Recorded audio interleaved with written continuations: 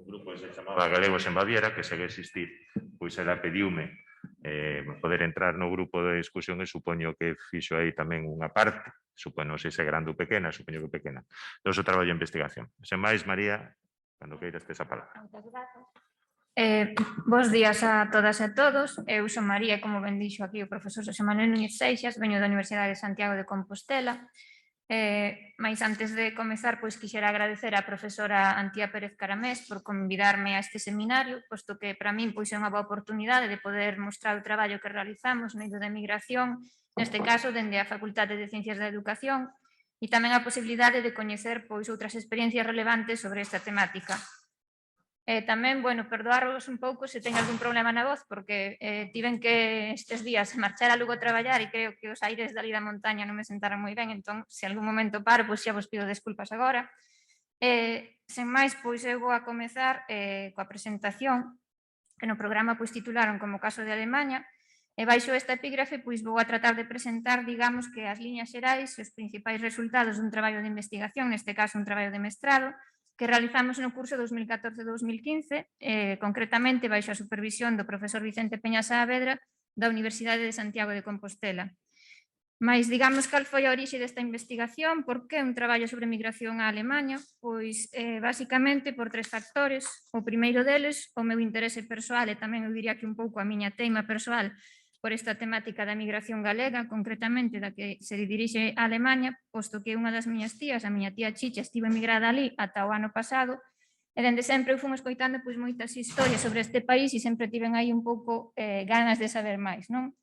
En segundo lugar, tamén pola repercusión que o fenómeno da migración estaba adquirindo nos medios de comunicación, pois no eido autonómico aquí en Galicia, tamén un pouco a nivel estatal e internacional, e por outro motivo que era un pouco a percepción que eu tive no seu momento de que faltaban estudos sobre esta temática que achegasen maior visibilidade a estas novas correntes de migración.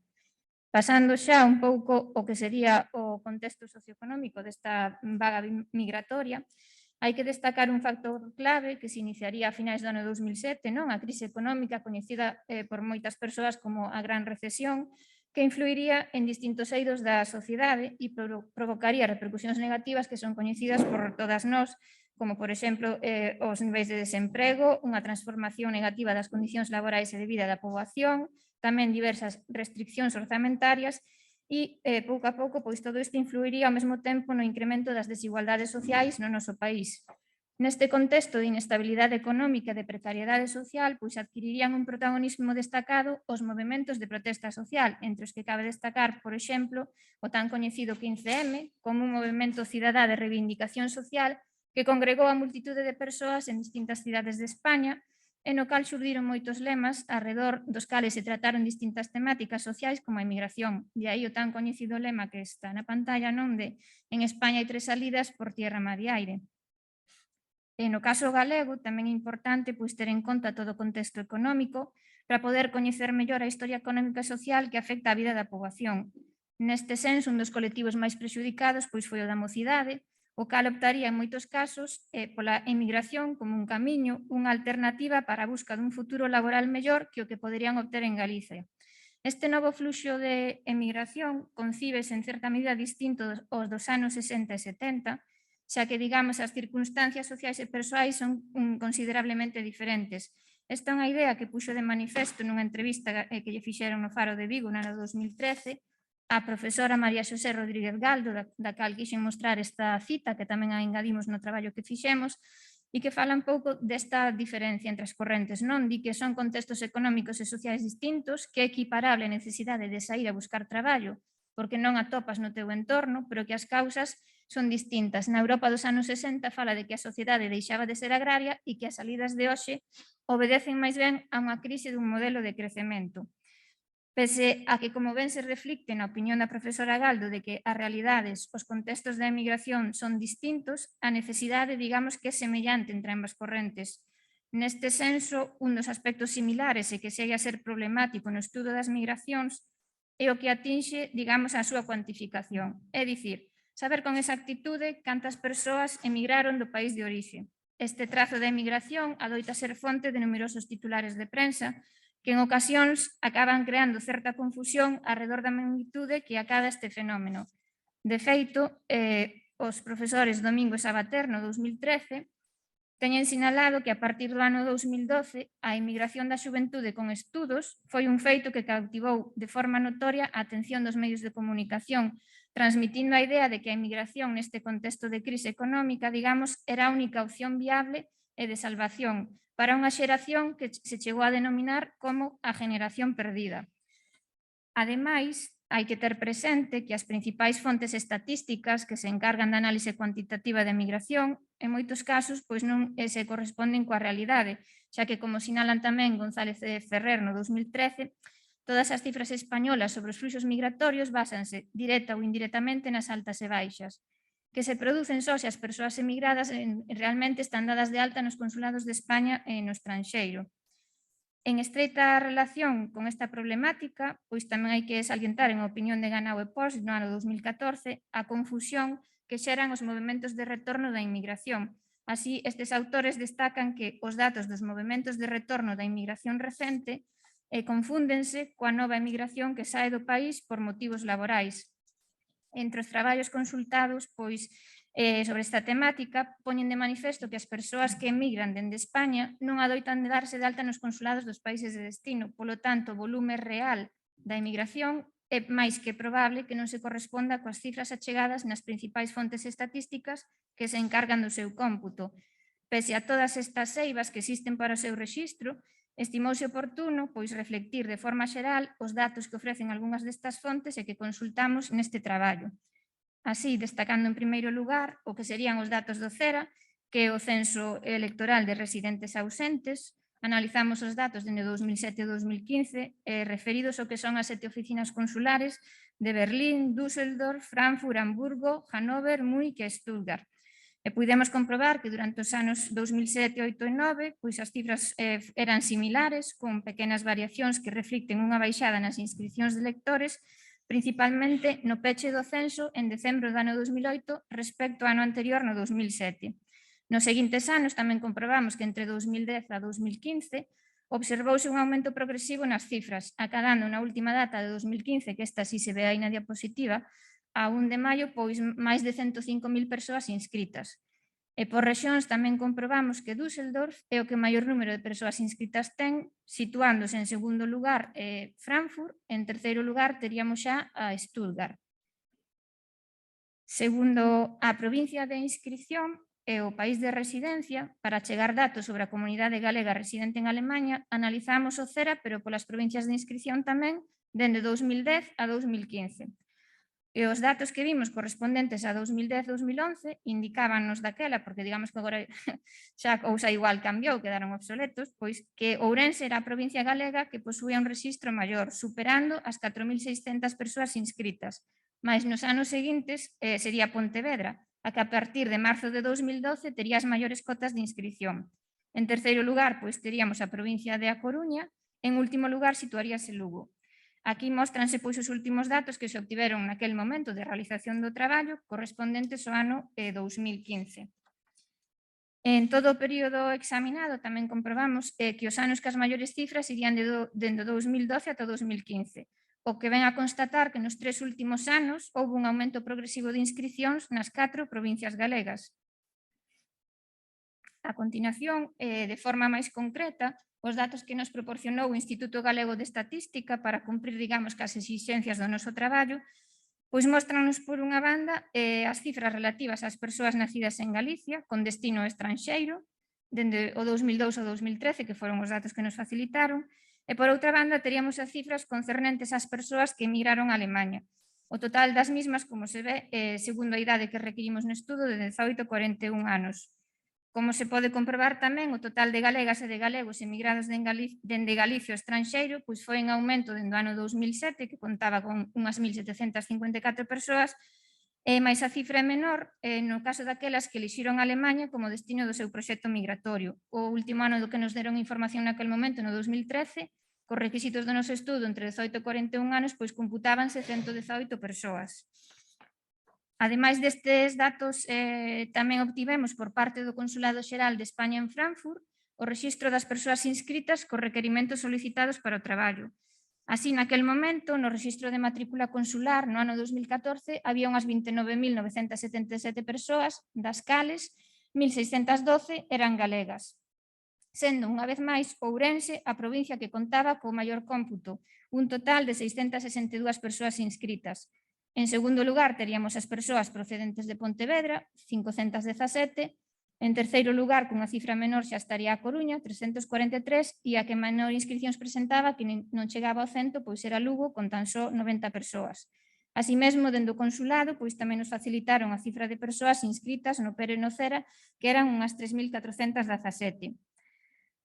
Posteriormente, tamén nos indicaron entre 18 e 45 anos que había unhas 123 persoas inscritas no rexistro de matrícula consular de Frankfurt. Isto foi un pouco porque ao principio non tiñamos moi delimitados os criterios, logo volvemos a contactar e nos enviaron outra información.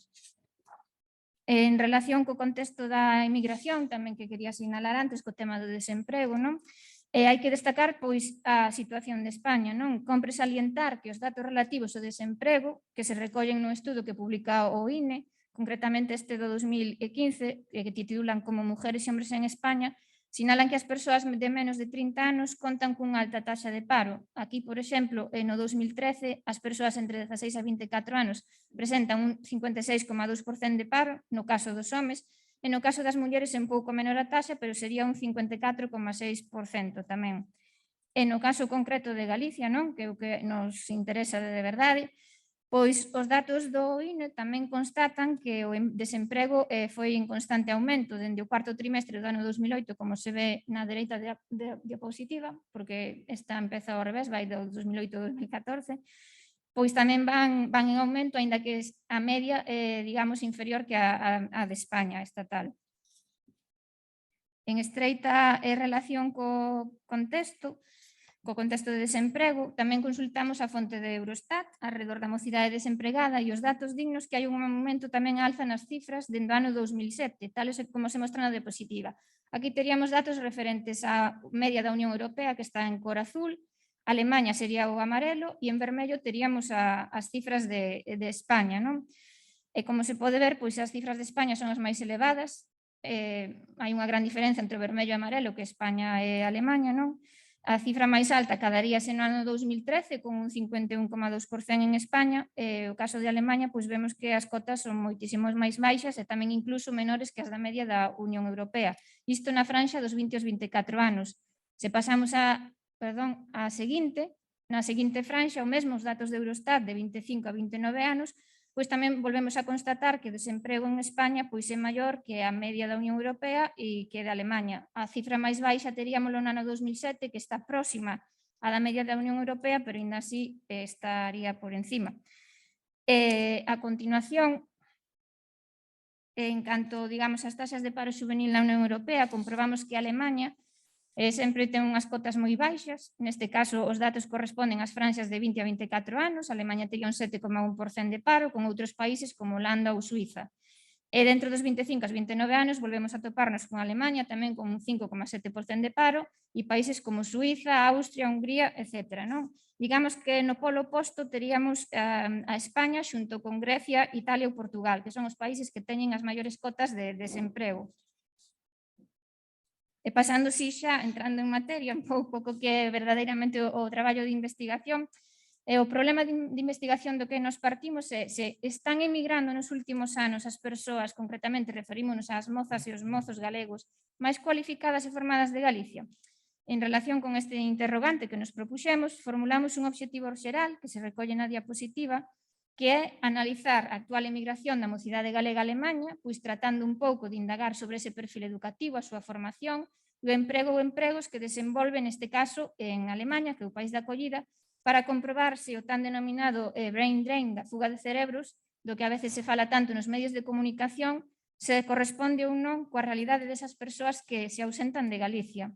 En estreita conexión con este obxectivo xeral, pois formulamos unha serie de obxectivos específicos que tamén se detallan a continuación. En primeiro lugar, teríamos pois determinar as principais características da nova emigración galega. En segundo lugar, identificar e coñecer ese perfil educativo, é dicir, a formación académica, os estudos desta mocidade que emigra a Alemanha. En terceiro lugar, identificar e coñecer o perfil laboral, é dicir, emprego, inserción laboral da mocidade galega. En cuarto lugar, pois teríamos indagar sobre as principais expectativas e tamén as relacións sociais do grupo de mozas e mozos galegos en Alemaña. En quinto lugar, establecer un contacto próximo con este colectivo emigrado, pois tratando de recoller datos sobre a súa autopercepción, é dicir, as súas emocións, os seus sentimentos, opinións, do que é todo o seu proxecto migratorio en Alemaña. E, finalmente, pois coñecer os patróns migratorios deste colectivo na actualidade e de cara ao porvir. En canto á poboación obxecto de estudo, hai que dicir que seleccionamos a poboación de forma intencional, con uns criterios establecidos previamente. E que buscábamos? Pois principalmente galegos e galegas que nacesen aquí en Galicia, que tivesen edades comprendidas entre os 18 e 41 anos, que emigrasen a partir do ano 2007 e que o país de destino neste caso pois fose Alemaña. Como chegamos a establecer o contacto con esta poboación? Pois as principais estrategias para establecer contacto coas persoas galegas inmigradas, no noso caso concreto, foi o emprego da rede social do Facebook, que aí creamos un perfil específico a finais do ano 2014 para levar esta investigación e procedemos a buscar pois distintos grupos de galegas e de galegos que residisen en Alemaña. Puidemos finalmente contactar con ata 16 grupos que se recollen aí nestas dúas tábuas, entre eles, por exemplo, por citar algúns, pois temos Berlín en galego, galegos na Alemania, galegos en Baviera, galegos en Heidelberg, e, bueno, despois tamén están os de españois en Hamburgo, en Stuttgart ou Alemania, onde obviamente se integra esta colectividade galega tamén. E no perfil que creamos, pois publicamos unha mensaxe relativa á nosa investigación que queríamos levar a cabo e pouco a pouco, pois aí fomos atopando persoas dispostas a participar e creamos tamén unha pequena cadea de contactos, non? Finalmente, pois establecemos contacto con ata 77 persoas, non obstante, pois unha vez que delimitamos os criterios da mostra, esta viuse reducida a 69, e, finalmente, pois tan só participaron 34. Concretamente, temos a 17 mulleres e 17 homes que quixeron colaborar con nós, neste caso, cubrindo un cuestionario do que falaré a continuación, e tamén 9 persoas da mostra que pois quixeron proceder a que as entrevistásemos, non? 6 homes e 3 mulleres. Ben, en canto que sería a metodoloxía que empregamos no traballo, pois tendo en conta o obxecto de estudo que formulamos, optamos por unha metodoloxía tanto de corte cualitativa como cuantitativa, porque consideramos que ambas variantes pois foron necesarias para o axeitado tratamento do tema elixido. Neste senso, a vertente cualitativa pois posibilitaríanos unha análise de corte, digamos, máis descritiva e explicativa da realidade migratoria investigada, e esta óptica de análise veríase complementada, digamos, con esa opción cuantitativa que nos achegaría unha análise máis numérica dos resultados acadados. En canto ás técnicas de produción e de recollida da información, pois destacamos principalmente o deseño dun cuestionario, unha entrevista semiestruturada en profundidade e tamén a observación pois da propia entrevistadora. Pasando ao que sería o cuestionario, pois deseñamos un cuestionario tendo en conta a análise dos instrumentos que tamén se empregaron noutras investigacións afíns, nas que se fixo uso tamén desta ferramenta. E digamos que entre os estudos consultados para o seu deseño podemos destacar, por exemplo, o que foi posteriormente da miña directora de tese, María Esther Olveira Alveira, do ano 2000, que empregou tamén un cuestionario no seu traballo, así como o proxecto Galicia Mundi, que foi dirixido por Vicente Peña Saavedra no treito temporal 2010-2013. O deseño final deste instrumento realizámoslo mediante un formulario online, concretamente ca ferramenta de Google Docs, por se alguén ten interese específico nesto. E o cuestionario estivo integrado por un total de 69 cuestións, tanto preguntas en formato pechado como en formato aberto. E agrupamos estas cuestións en 4 bloques temáticos, que tamén se amosan aí, que serían por unha primeira parte os datos persoais, en segundo lugar o perfil educativo, en terceiro lugar o emprego e, finalmente, un bloque relativo á autopercepción, relacións sociais e expectativas. Así mesmo, tamén decidimos engadir unha parte de observacións e comentarios para que as persoas que participasen pois expresasen calquera opinión que tivesen. A aplicación deste cuestionario fíxose de forma telemática a través do perfil que creamos do Facebook e puxémolo a disposición das persoas participantes pois durante as 2 primeiras semanas do mes de xuño do ano 2015. En canto á entrevista, realizamos un guión específico con 6 eixos temáticos que se están relacionados cos que vimos anteriormente do cuestionario. Tamén teríamos aí datos persoais, a andaina migratoria, neste caso preguntaríamos cuestións como causas de migración ou ano da marcha, por exemplo. Un terceiro bloque relativo á formación e estudos, un quinto bloque relativo a expectativas e o último con comentarios. Optamos no noso caso por unha entrevista semiestructurada en profundidade, porque nos permitiu acadar, digamos que unha maior información sobre a temática, achegándonos datos máis concretos e maiores detalles sobre a experiencia de cada unha das persoas. As entrevistas terían lugar tamén a comezos de xuño do 2015. E a outra das técnicas empregadas, como xa dixen, pois sería a miña propia observación durante o desenvolvemento das entrevistas. Agora sí, vou a pasar a expoñer pois un pouco de forma xeral os principais resultados que acadamos neste traballo. Comezarei, en primeiro lugar, polo bloque 1, que é o relativo aos datos persoais. No caso da idade da mostra estudada, pois os datos no noso estudo, sempre digo que é relativo ao noso estudo, confirman que predominan as persoas cunha franxa de idade entre os 22 e 25 anos. Concretamente, nesa franxa había ata 12 persoas. En segundo lugar, estarían as persoas que tiñan entre 30 e 33 anos con ata 10. E tamén, como pode verse aí, pois non atopamos a ninguén entre 18 e 21 anos. Pasando á seguinte, que sería sobre a provincia de nacemento, digamos que en canto á provincia de nacemento, como se comproba no gráfico, a metade das persoas da mostra, un total de 17, pois proveñen de Pontevedra. En segundo lugar, teríamos a Coruña con ata 7 emigrantes e co mesmo cómputo situaríanse Lugo e Ourense, que en total pois serían 10 persoas. Sobre a rexión de residencia en Alemaña, no que respecta, digamos, ás rexións de destino deste colectivo galego en Alemaña, o lugar no cal se asenta o maior número de mozas e mozos galegos, no noso estudo foi Berlín, así foron os resultados, cunha cota de 23,5%, seguido tamén de Baden-Württemberg e de Hamburgo, ambas rexións coa mesma porcentaxe de persoas emigradas, un 14,7%, e onde menos atopamos galegos e galegas, no noso caso, pois foi na rexión de Hessen, con apenas un 2,9%. Pasando o que sería o ano de chegada, é dicir, o ano dende que residen en Alemaña, pois é para máis da mostra o período 2013-2014, máis do 50% chegou nese bienio, e as porcentaxes máis baixas corresponderíanse, obviamente, co ano 2004 ou antes. Outra cuestión importante que tamén analizamos neste primeiro bloque foron as causas da marcha, é dicir, por que emigraron, as súas motivacións, non? Pois para a maioría das persoas confírmase que foi a falta de oportunidades no país de orixe, tamén a falta de traballo. Ambas opcións son as máis sinaladas polas persoas emigradas. Non obstante, pois tamén destacaron outras motivacións nas conversas que tivemos con eles, como as causas económicas, por razóns de estudos, porque querían continuar formándose fora, querían ter unha experiencia internacional, e tamén outras persoas que dicían que tiñan ganas de ver mundo, incluso por consello dos seus pais e nais, para aprender outro idioma, porque obtiveron unha bolsa de formación no exterior, algunha persoa incluso por namoramento, pola busca dunha nova experiencia ou pola oportunidade que, segundo elas eles, ofrece a emigración para o enriquecemento persoal e cultural. De feito, aquí recollín, digamos, algunhas testemunhas, aínda que pon muller 26 anos nos tres casos, son tres persoas diferentes. A primeira, pois, di que emigrar non foi, que simplemente eu quería sair de Galicia e de España, pero por motivos propios, non pola crise. Comenta que daquela crise pois non estaba tan forte, pero que a crise tornou máis forte, que xa non había moitas oportunidades de voltar con traballo. Outra persoa que tamén emigrou no ano 2012 comentou que terminei filoloxía alemá e ofreceron un posto de prácticas aquí como profesora. E simplemente pois que non o pensou máis, un posto nun instituto bilingüe. E a última testemunha tamén nos di que era porque non atopaba traballo en Galicia.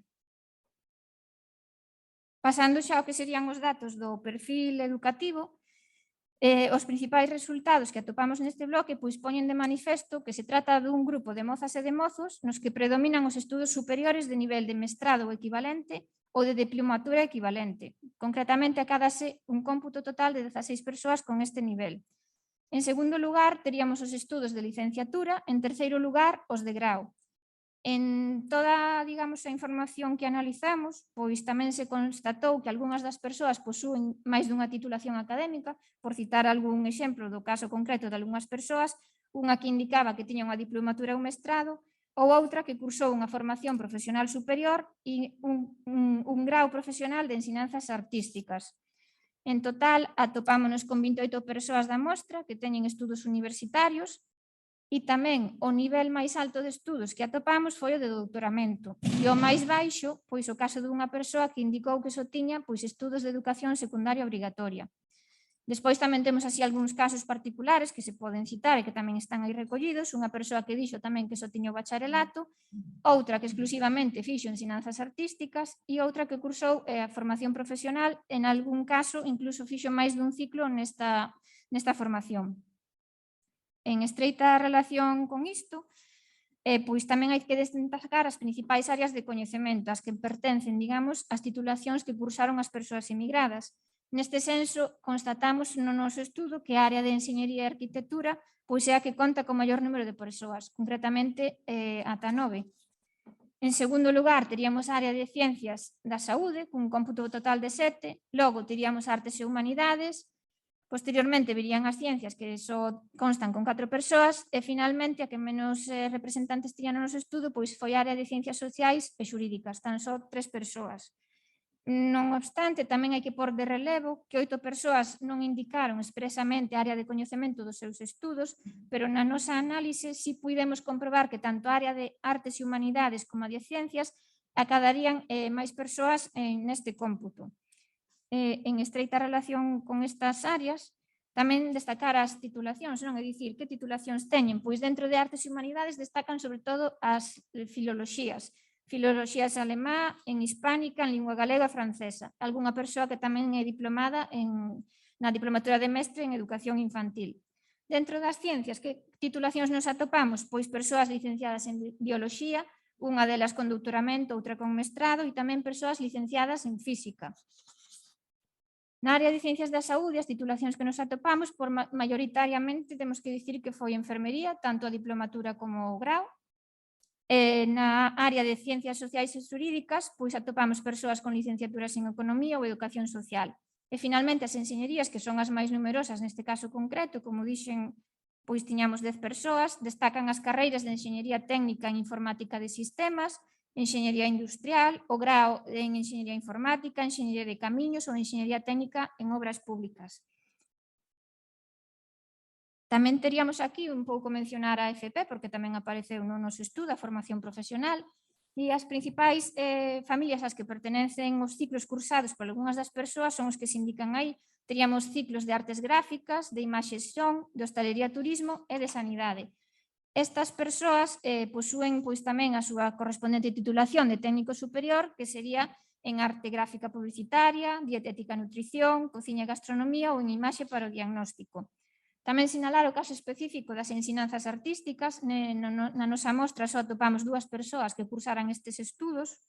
Unha delas, incluso como única formación, só fixo esa especialidade, e outra, pois, combinou un grau profesional de ensinanzas artísticas coa formación profesional.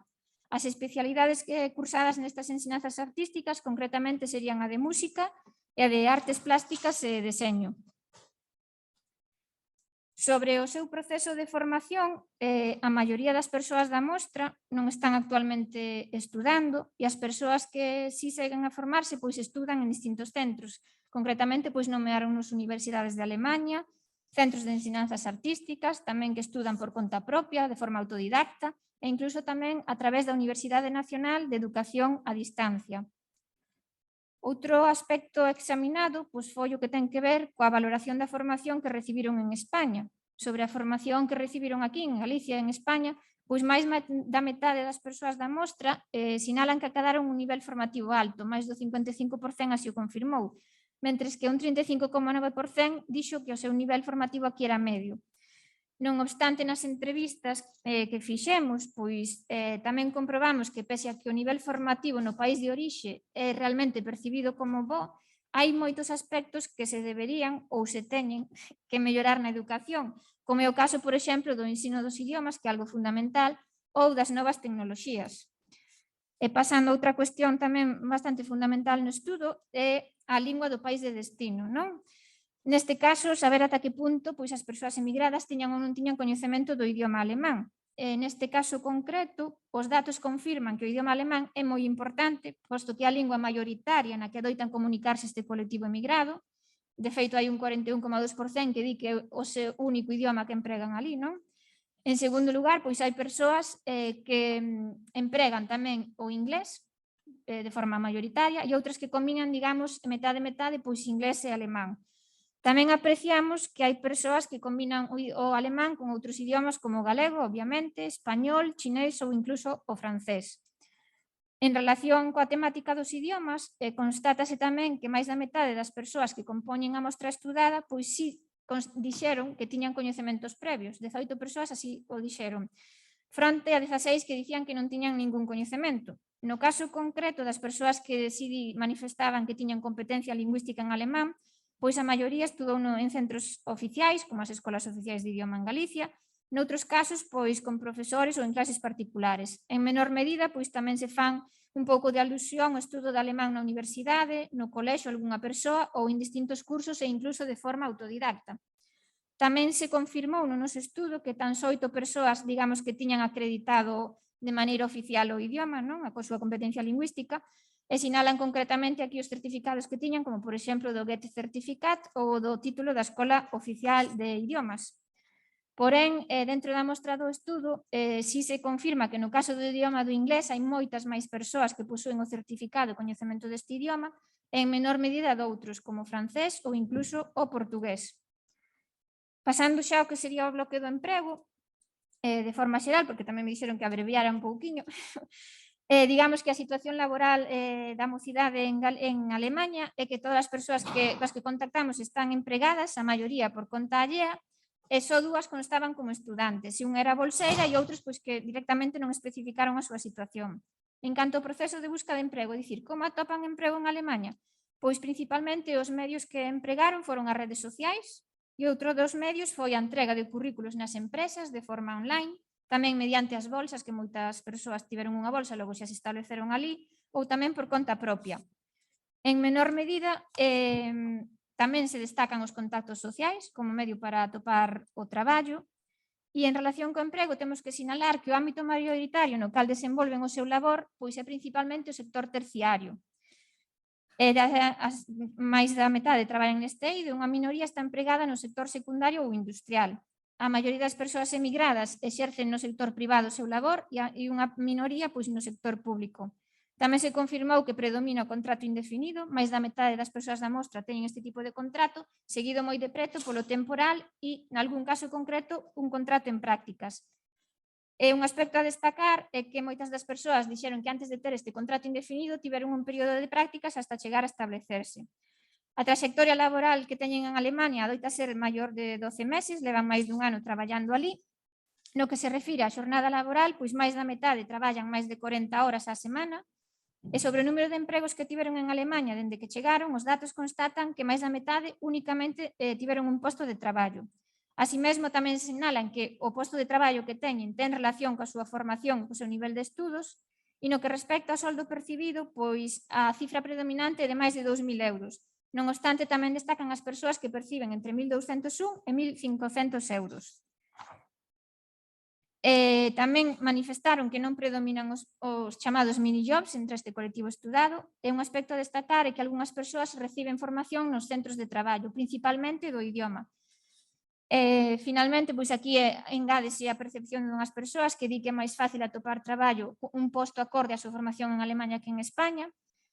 E pasando, por non entreterme máis con este punto, o bloque 4, que sería sobre a autopercepción, relacións sociais e expectativas, pois os datos en primeiro lugar confirman que a emigración galega é concibida como positiva en Alemaña. Ora ben, hai que mencionar unha cuestión fundamental, é que se confirma que a sociedade alemán non coñece Galicia, e tal e como se comentou en algunhas entrevistas, cando se di que foron de Galicia para ali, pois algunhas persoas pensan na Galicia de Polonia, non? Eso foi o que nos dixeron. E, polo tanto, non teñen como unha idea moi formada ao respecto deste fluxo migratorio. Mais ben son concibidos como españois, son bons traballadores e que son responsables, non? E outro aspecto examinado nesta parte foi tamén o relativo grao de integración, non? Como se conciben os galegos ali na sociedade, tendo en conta toda a súa experiencia. Pois a valoración persoal é que o grado de integración é medio, mentres que é alto para outra minoría. E sobre a autopercepción, é dicir, como se autodefinen e se identifican estas persoas emigradas, pois predomina o termo de emigrante, seguido moi de preto polo de traballador ou traballadora. Outros conceptos que xurdiron tamén nas conversas que tivemos, pois, por exemplo, xente que dicía que eu son un expatriado, que son un residente internacional, que son unha exiliada, que son unha cidade do mundo, incluso un emigrante, pero con gran adaptación. E no que atinxe as relacións sociais, pois a maioría está en contacto con outras persoas que se atopan na súa mesma situación que elas e contactan a través das redes sociais. Principalmente os medios que empregan son o Facebook, o LinkedIn e o Twitter, cun claro predominio da primeira sobre as demais, e outros medios, aparte destas redes, pois tamén destacan a aplicación móvil do WhatsApp, o correo electrónico e incluso o programa de chamadas de videoconferencias, digamos, o Skype. Sobre as relacións sociais que manteñen en Alemania, predomina o contacto principalmente con persoas de España, tamén con persoas alemás e de outras nacionalidades que nos concretaron persoas francesas, suizas ou polacas, digamos que está en contacto con xente de moitos países, de moitos lugares, non hai un grupo predominante, simplemente falan de que se relacionan con estranxeiros en xeral, que chegan a denominar incluso como persoas internacionais, non reparan moito na nacionalidade que posúen unhas ou outras persoas. E tamén digamos que no caso concreto das relacións sociais que manteñen coas emigrantes de España destacan sobre todo as relacións entre os galegos e galegas, pero tamén estes galegos e galegas levanse moito con persoas de Andalucía, Cataluña e Castela-A Mancha. O contacto que manteñen é moi variable e as persoas coas que manteñen este contacto principalmente son amizades e compañeras e compañeros de traballo. Son menos as persoas que posúen unha familia ou familiares en Alemaña. Pasando xa a outra cuestión, unha das preguntas máis difíciles de respostar por parte da mocidade galega emigrada é a relativa ao seu retorno a Galicia. Non obstante, a gran maioría confirmou que si vai regresar a Galicia, pero non teñen claro cando vai a ser este retorno. Nas conversas que establecemos, algunhas persoas dixéronnos que non se centran tanto no futuro, no que lles vai a pasar, senón máis ben no día a día, e que volverán nalgúns casos pois cando haxa oportunidades para desenvolverse como persoas, o cal implica oportunidades laborais e económicas. Neste senso, identificamos unha serie de obstáculos que dificultan o regreso a Galicia. Entre eles contempláronse principalmente o que é maiormente a falta de emprego e de precariedade laboral, tamén a situación xeral do país, a situación económica, e finalmente outros obstáculos que identificaron como recortes sociais, a situación política do país ou, nalgún caso, pero xa máis particular, o desvencellamento persoal coa terra. En canto ás expectativas da mocidade galega, sinaláronse como as máis comuns nesta orde, pois as expectativas de mellora laboral, as de mellora económica e a de ampliación e de formación no estranxeiro. Outras expectativas que nos indicaron pois que tiñan pois eran expectativas a nivel profesional, o logro da independencia persoal, o reencontro familiar, o crecemento persoal, a aprendizaxe de idiomas ou coñecer xente. E como conclusión do traballo e a modo de recapitulación de todo o que se dixo aquí, pois simplemente enunciar as seguintes conclusións. En primeiro lugar, no referente a datos persoais, constátase que é un colectivo mozo cunha idade inferior a 35 anos. Así mesmo, neste estudo concreto, confírmase que o fluxo migratorio é recente, fundamentalmente no bienio 2013-2014. No noso estudo, os principais lugares de residencia, Berlín, Baden-Württemberg e Hamburgo, tamén se confirma que existe unha multiplicidade enorme de causas e motivacións que originaron a súa emigración, pero no noso caso concreto pois predominan a falta de oportunidades en Galicia.